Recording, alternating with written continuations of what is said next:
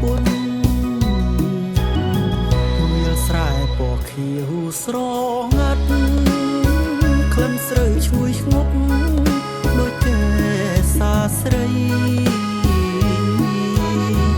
បងកើតទុំភ័យបងសងខឹមថ្លៃ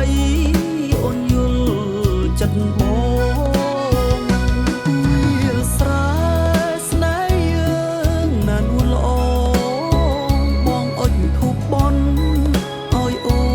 ននឹកបងដែរត្រឹមជាកសិករមានចិត្តស្មោះស្នេហ៍បើបានអូនក្បែរបងក្តីសុខយ៉ាងណាស្រែក្រោយខែរដូវ